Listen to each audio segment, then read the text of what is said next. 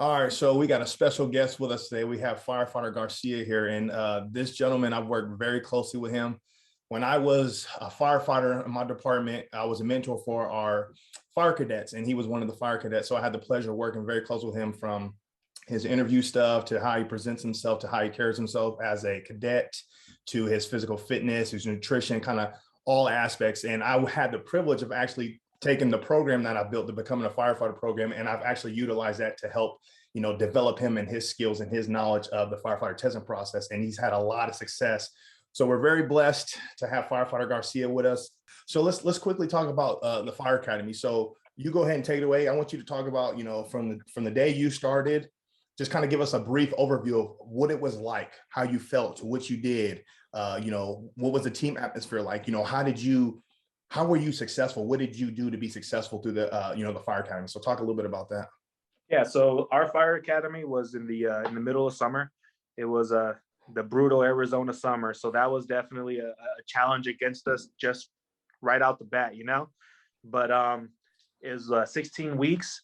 It was, for me personally, the biggest thing was the schedule, because on paper they said your academy is going to be from 6 a.m. to it was like 3 o'clock in the afternoon, and that sounds perfect and great, But what they don't tell you is that's the time you're going to be working, So living about 45 minutes away from the academy, and they expected us to be at the fire academy on the grounds by 4:45.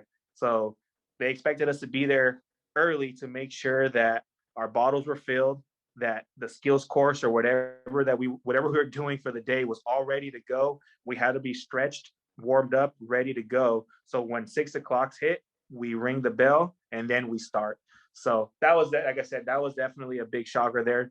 And then on top of that too is, 3 o'clock was the time we're supposed to be done, but that's literally the time that we start the final evolution, So 3 o'clock final evolution starts. By the time we break down the trucks, clean the fire station, and we wash everything and do our chores, we weren't leaving until 5 o'clock some days, And then being in that Arizona heat, it was just definitely brutal. So what definitely helped me a lot was making sure I drank a lot of the electrolyte packets.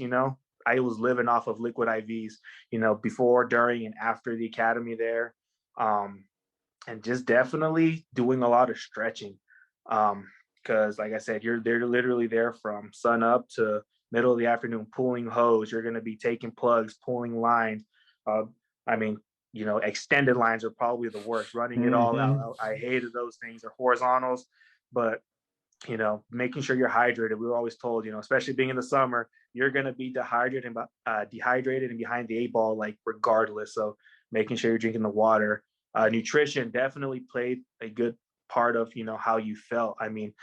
Before that, I would rarely do the whole meal prep thing, and I'd be pretty lazy with it. But, in the first couple of weeks, just kind of not eating the greatest I should have been, I was definitely feeling it, but making sure, like, I got my grilled chicken going, I got my carbs, I got my nutrition on point towards like the middle and the end. It was a big difference. So nutrition and making sure you eat enough too. You don't realize how much you're expending and pushing your body to the limits until, you get home and you start unwinding and everything starts to hurt, So making sure you're taking care of that aspect. Like I said, too, making sure you take that little bit of time to stretch and, just cool that body down too. There was a couple of days where my shoulder was bugging me for a while because I pulled something wrong, or, things that happened during training, so making sure you take care of yourself. You don't want to put yourself out of the game before you even start, But like I said, overall, it was awesome. It was one of those things, like I hear, it's one of those, the funnest thing you never want to do again, because I definitely met some of the greatest people, when people say they're your academy brothers and sisters, there definitely are. There's just that little, every time I see somebody at shift change or where they're relieving me and I see an academy brother or sister, it's like, hey, it's like a reunion again. It's awesome to see those guys, especially knowing what we've been through and together. It's definitely a bond that you can't break with somebody. You can't fake it. It's a true bond with that person. And at the end of the day, enjoy it, because it's only 16 weeks. You're gonna make some great friends, but it's not gonna last forever. So while you're going through it, yeah, it may suck and you're doing this and that. the end of the day, that's going to be one of that's going to be one of the biggest moments as a firefighter. You know, you're always going to look back when you retire down the road and be like, oh, I remember this so and so when we did this in the academy. So it sucks while you're in it, but it's definitely going to be one of the most memorable moments of your life. Wow, that's huge, man. Did you guys have other cities within your academy that? Yeah, Okay. we had about 5 other cities as Okay, well. sweet. So you even got brothers and sisters in other cities. Oh yeah, yeah. Especially when we have calls that involve multiple cities, seeing them out there, it's pretty cool too. It's Yeah. definitely pretty cool. Yep. Yeah, so that's huge. So what he's saying is they had multiple cities within their fire academy. So instead of just them in their particular city, mingling and building relationships, they actually building relationships with, members in the surrounding departments. So how we did the fire service out in Arizona, it was mutual aid. So it was the nearest engine or ladder company is going to respond to the emergency that's there. And it didn't matter what city it was. It didn't matter if Phoenix was coming into Glendale or vice versa. So as he's going out, he may see his brother or sister that he was in the fire academy with. And it's just like how you said, it's a reunion.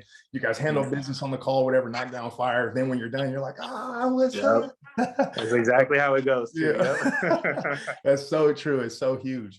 Now, when it comes to the fire academy and the team atmosphere, okay, talk a little bit about when other people were struggling. Like, how did your other fire academy and brothers respond to other people struggling within the fire academy?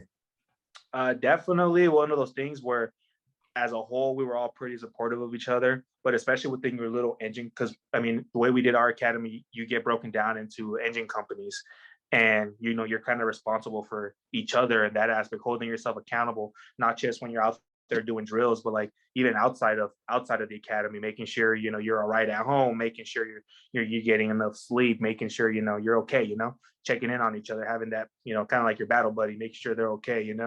So when people were struggling, there was more than enough hands to jump in and be willing to help. There's people who were having trouble hitting their time, so they would ask, hey, you guys want to stay an extra hour after we shut down, if you want to pull some extra hose and things like that. And there'd always be people willing to drive the trucks or help load up the hose so they can get more repetitions. So at the end of the day, like I said earlier, it's you just form that bond that you don't really form anywhere else.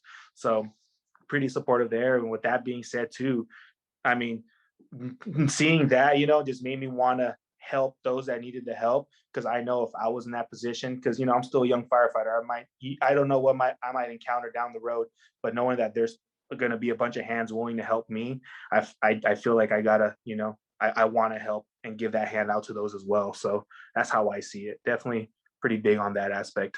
Absolutely. You're only as strong as your weakest link. Absolutely. Yep. So firefighter Peterson, when we had a firefighter chat with him, he was saying the same thing. There was a lot of people that would struggle and they would stay hours after their academy to kind of help people. And said he was one of them. He went from being one of the people that needed help to converting into helping other people.